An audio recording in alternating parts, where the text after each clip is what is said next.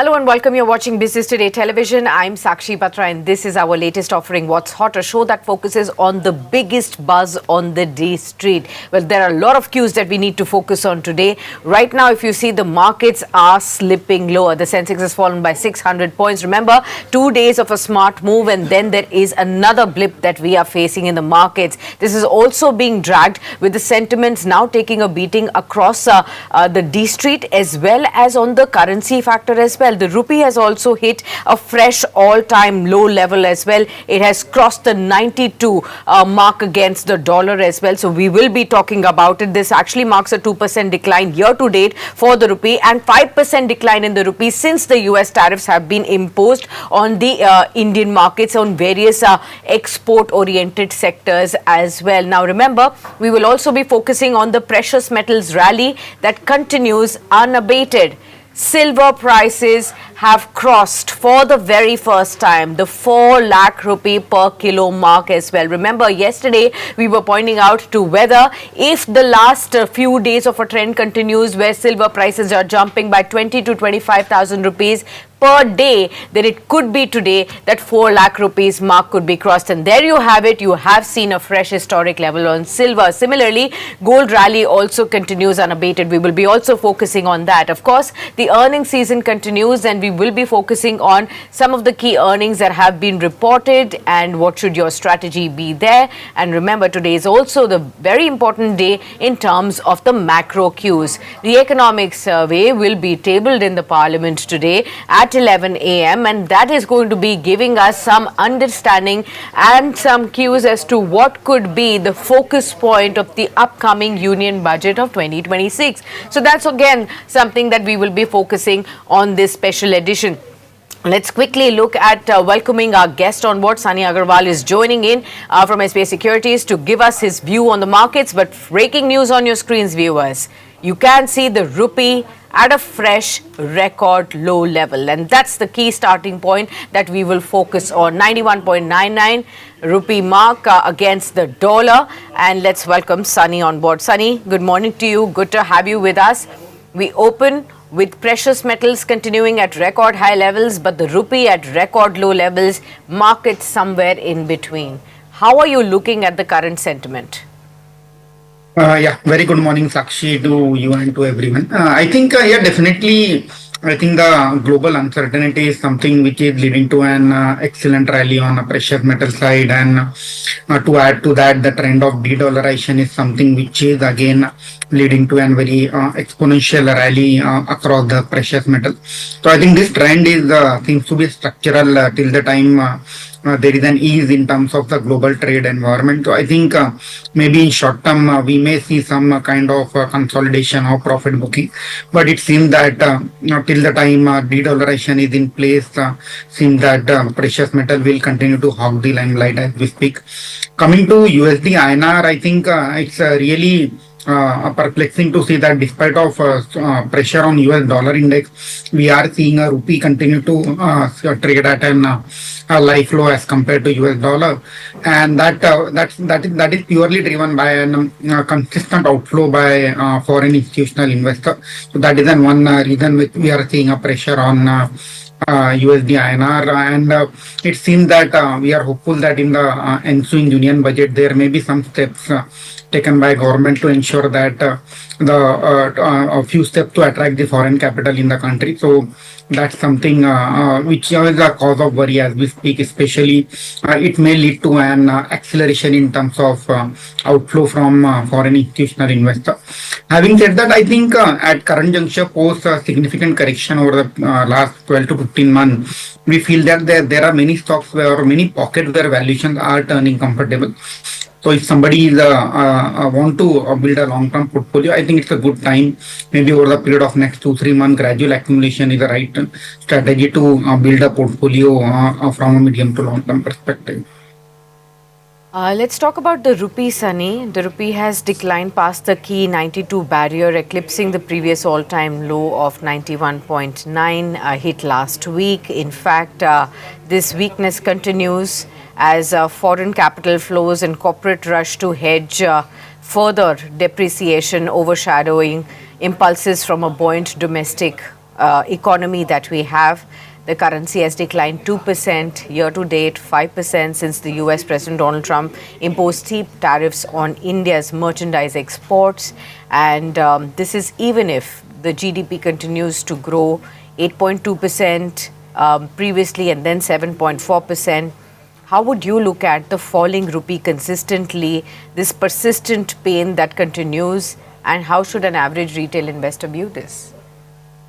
I think, yeah, definitely it's a cause of worry. As you rightly pointed out, the trend has been accelerated because of an imposition of tariff by US president. And to add to that, obviously, looking at a record rally in a precious metal, obviously that is likely to put pressure on likely inflated import bill. So trade deficit is something which can inch up going forward. So that's another cause of worry. And third, obviously, consistent outflow by foreign institutional investors. So all these three things are likely to put pressure on liquidity. And that is the reason we have seen that even RBI is trying to pump liquidity in the system so as to ensure that your yield curve continue to stay normalized. So despite of rate cut, we have seen that US 10-year bond, India's bond yield continue to hover close above 6.6, 6.7% level. So I think all the factors are leading to pressure on USD INR.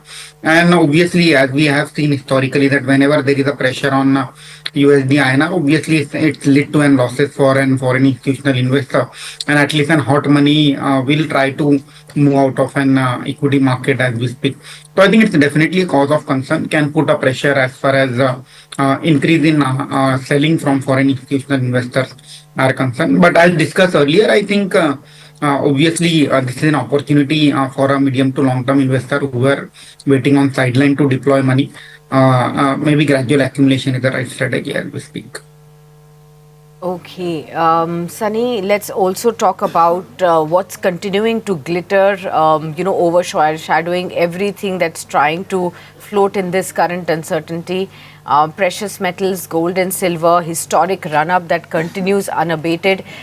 This has been creating a lot of FOMO all across last year and into the new year as well. For the first time ever, we have seen silver prices smash past 4 lakh rupee per kilo mark. In the last 1 week alone, you have seen such a strong rally in silver. Every day, silver prices have jumped anywhere between 20 to 25,000 rupees per single day. This has created massive FOMO among investors. Why do you think this is an unbridled rally that's going on as far as gold and silver is concerned? Viewers, gold has hit an all-time high on the COMEX, $5,626 on the COMEX. Silver has touched $119 per ounce as well. Prices for silver are up 69% in just last 18 trading sessions of 2026, whereas we have also seen gold prices now trade at 1.75 lakh rupees per 10 grams. How are you looking at this unabated rally? I think the rally in the silver is obviously obnoxious, and it seems that it is purely driven by inability of guys who are short on silver. They are unable to square off their trade as the physical availability of silver has vanished across the globe, and that is leading to a short covering rally as we speak. In the silver, and that is the reason we continue to see an immediate bounce back. The moment there is a correction of 10-15%, there is an immediate recovery even in an intraday trade as far as silver prices are concerned. I think time to be little cautious whenever this mismatch between a paper trade and physical delivery start to abate. We may see a correction in silver. Relatively, if you look at gold to silver ratio, seems gold is relatively well placed in terms of risk reward ratio. So, and anyway, gold being an hedge against an inflation, hedge against an de-dollarization seems to be a better place to be in, and seems that gold is likely to continue its rally. Maybe there may be a phase of consolidation for a few months once this euphoria dies down. But overall, it seems that in case globally US dollar is going to lose its importance as significance as an global trade currency, obviously some other currency which can be backed by an gold can take a charge in terms of global trade as a preferred mode of transaction. So I think gold seems to be little well placed as compared to the silver. And one way to ride this rally is obviously through listed universe companies which are focused, which are predominantly have a presence in a gold financing side like Muthoot or Manappuram. Those two companies seem to be a clear beneficiary, at least in a short term at this. Would you say that investors can still get an opportunity to invest via ETFs? Is that a fair thing to do at this point when the prices are at record highs? Can this rally continue like this even going forward? Do you think every day an entry point is getting missed? How would you look at it? Yeah, I think again coming to whether you can buy the gold through ETF or physical, that's a totally personal choice. But I think if you look at it in history, obviously in a longer run, we have seen that there is a catch up in terms of returns, in terms of whether it is in equity or whether it is in precious metal. Although there can be a different phases where precious metal may consolidate in a narrow band for a pretty significant larger period of time, and capital markets return may outperform. So, but ultimately in a longer run, we have seen that most of the return converges. So, I think gold, a small allocation as a part of your overall net worth can be considered. And if somebody want to deploy a fresh money in the gold, I think ETF is one of an easiest way to buy gold and store and make it a part of your overall asset. Okay, and if somebody asks you, will it be better to invest in equities which are still, way underperforming the precious metals as an asset class? Maybe trading at more attractive levels, valuations may be more, attractive at this point in time. How would you really advise them? Gold and silver, the winning asset classes, the everyday mania that we are seeing here, or markets which are absolutely quiet? I think maybe in a short run we are seeing a clear performance by an precious metal as compared to an equity market.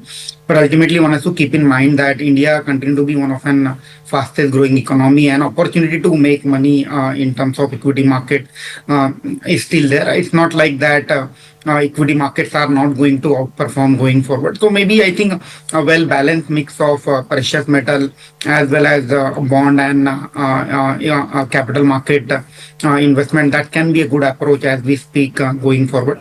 So I think yes, as discussed earlier, opportunities valuations have turned significantly comfortable in most of the pocket as we speak, and whenever the things turn for better, obviously equity market will start outperforming or delivering healthy return over the next 2 to 3 year period. So I think a multi asset approach is the right way as we speak, as the global scenario or uncertainty keeps on narrative on global uncertainty keeps on coming back time and again. Right. When we talk about silver, through the equity markets, there is one stock that has truly played proxy to silver, and that is Hindustan Zinc. All through 2025, in the last half of the 2025 year is what we've seen. Now, today, Hindustan Zinc is in focus because of some other reasons as well, although the stock has just not moved that much today. But it's because of the offer for sale that's open for retail investors. After witnessing a strong demand from institutional investors, Vedanta-led Hindustan Zinc's offer for sale has opened for retail investors today. The issue was that non-retail investors subscribed a total of 142%, hinting at a strong demand from investors.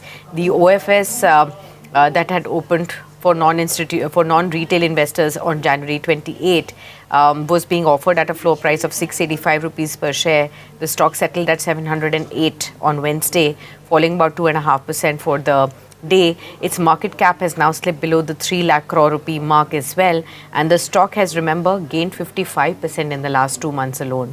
Now, since the stock price of Hindustan Zinc has been on a roll thanks to a record-breaking historic rally in silver prices, investors are wondering whether they should be applying in this OFS or not.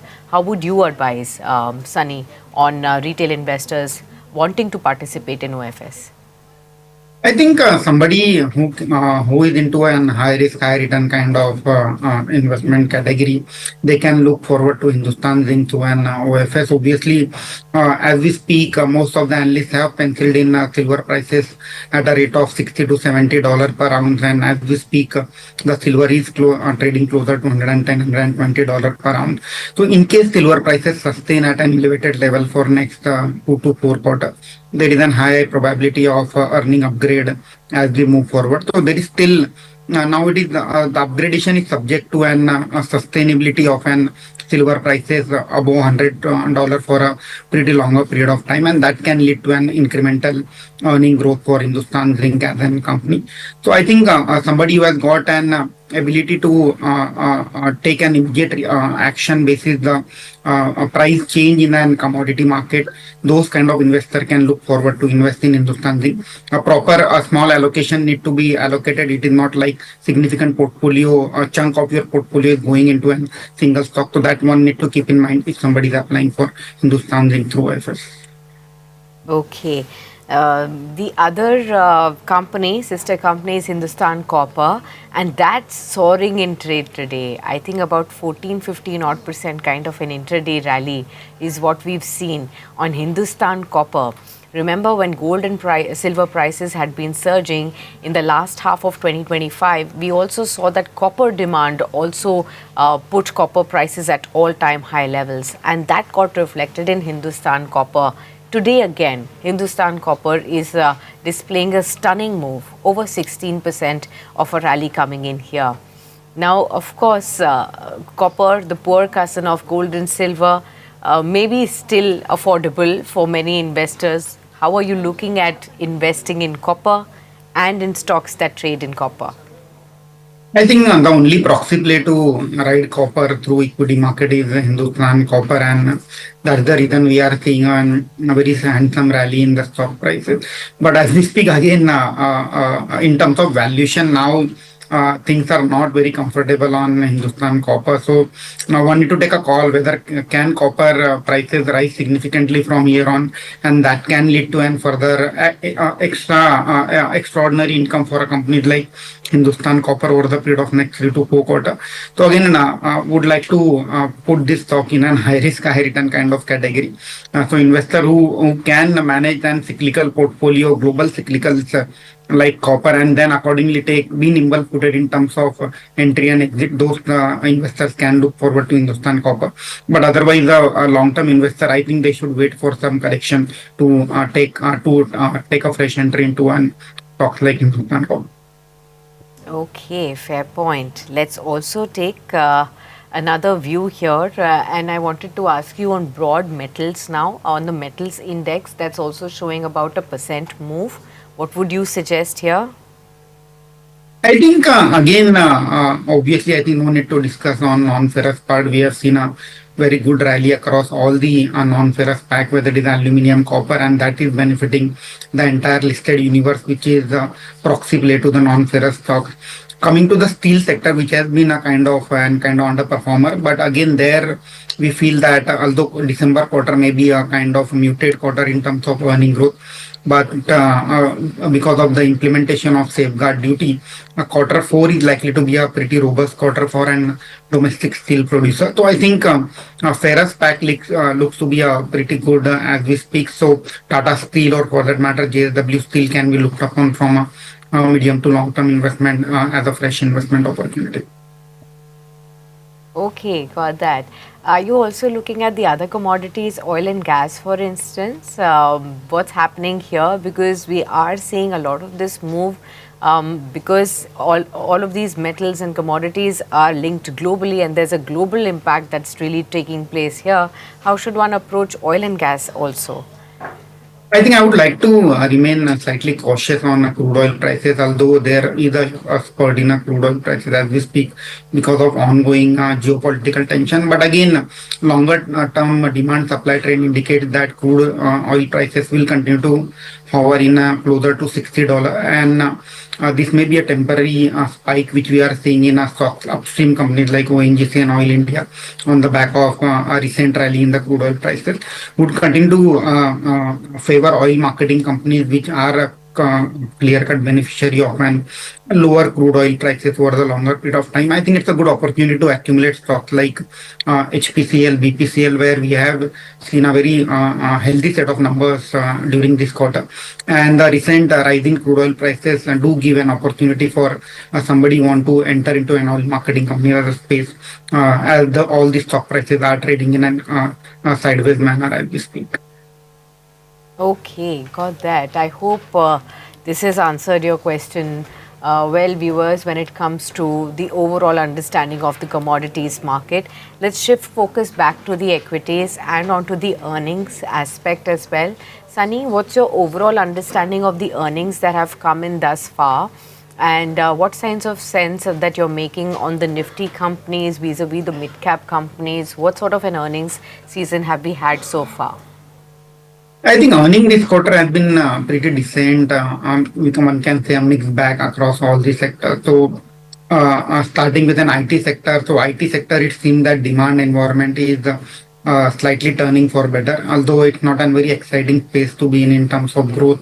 So maybe FY26 was a year where we may see a kind of 3 to 4% kind of top line growth for most of an tier one IT company. But FY27 seems to be a relatively better year where the growth may accelerate to 6 to 7% at least for a tier one company.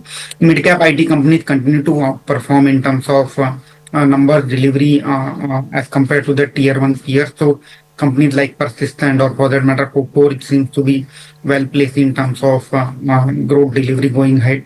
Banks, we have seen again a very good set of numbers from public sector bank where they seem to be outperforming their private sector peer in terms of growth and as well as overall operating metric or PAT delivery number. So seeing that in a short to medium term, PSU Bank are well placed as compared to their private peers in terms of valuation and in terms of growth metrics. So PSU Bank seems to be a place to be in where one can have a decent outperformance in a short to medium term.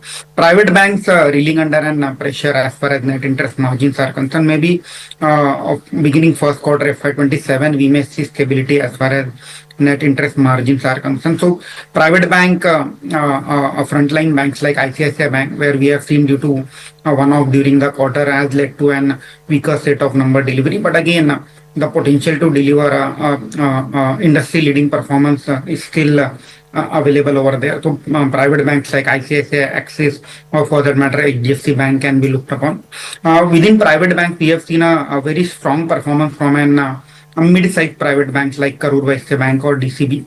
Again, if somebody want to add a stock in their mid to small cap portfolio, they can look forward to Karur Vysya Bank as well as DCB. Auto, we have seen again a mixed bag performance. So two-wheeler companies like TVS has reported a very strong set of number all-round performance. On the other hand, we have seen some pressure as far as exports are concerned for passenger vehicle players like Maruti. So again, within auto, although there is a concern that because of exponential rise in commodity prices, there is a likelihood of pressures on margin as we go forward.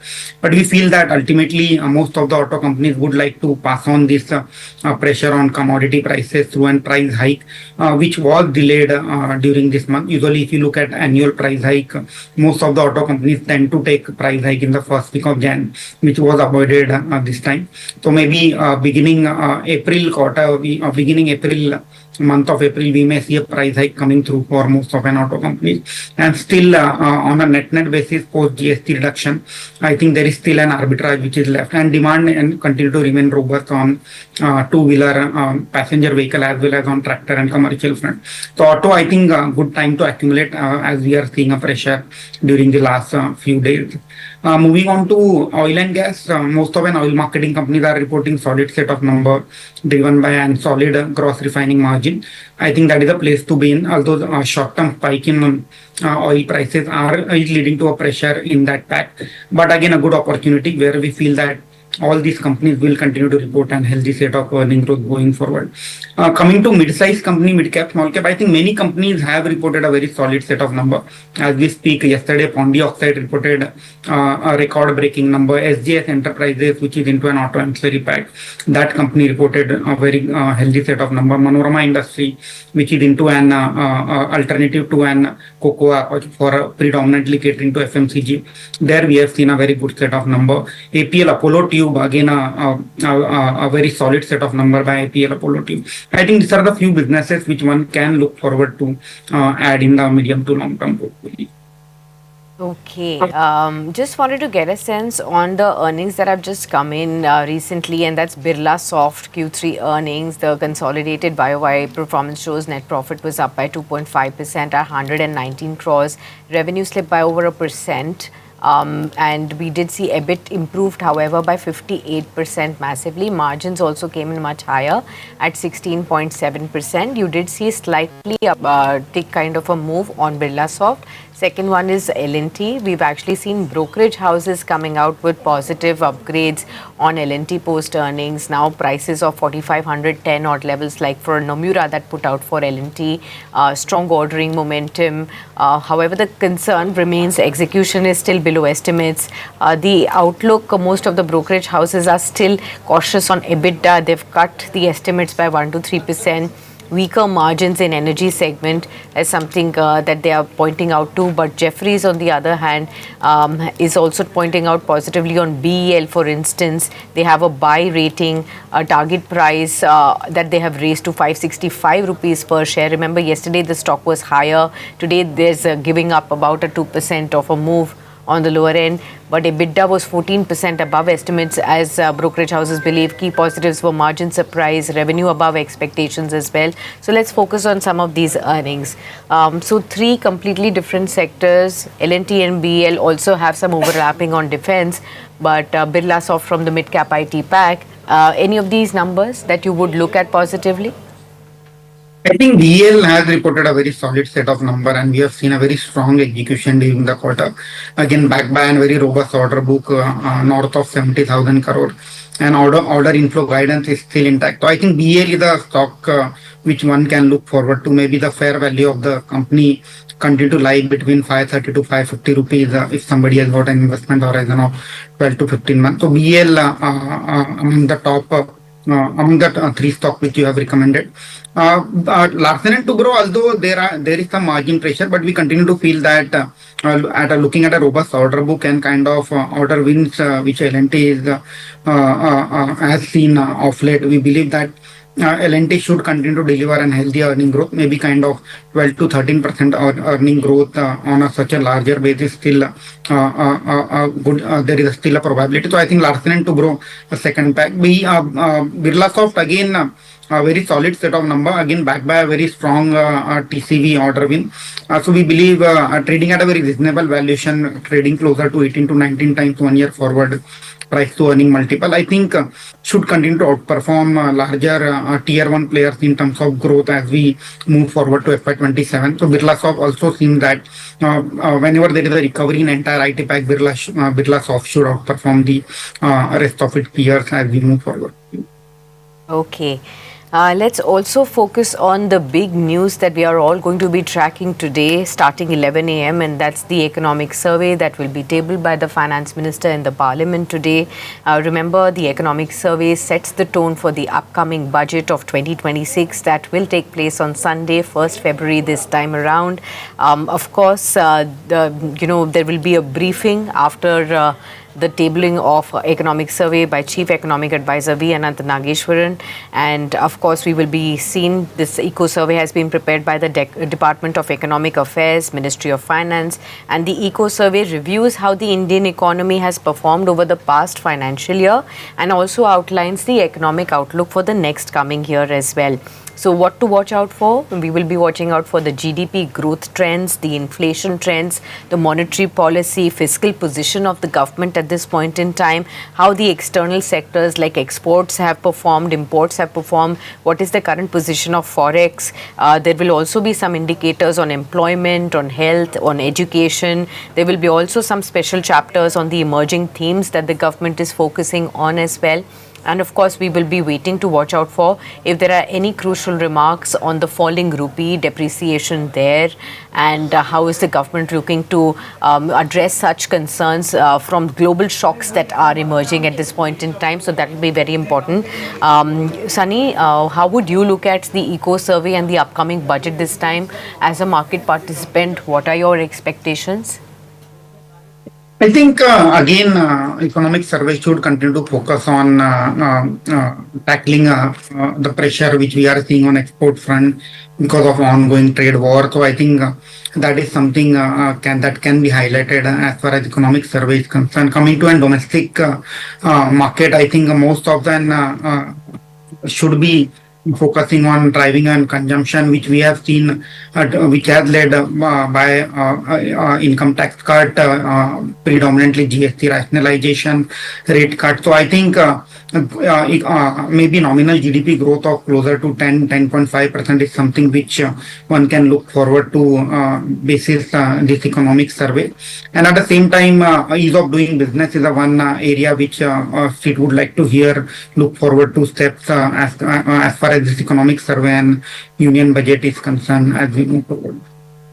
All right, Sunny, thank you so much for being with us on the show and giving us all your insights on the various aspects in markets, commodities, everything that's buzzing on the D Street, and how should investors be looking at all these fresh cues. Thank you so much. Appreciate your time. All right, viewers, we'll wrap it up on that note as far as what's hot is concerned. 25,200, about 140 points lower as far as the markets are concerned. But stay tuned throughout the course of the day. We have a lot to catch up on the eco survey, the trends right ahead of the budget, on earnings conversations. There are special pre-budget conversations lined up for the day. So stay tuned. There's much more coming in. Also tune in at 12 o'clock for daily calls where we answer all your stock-related queries.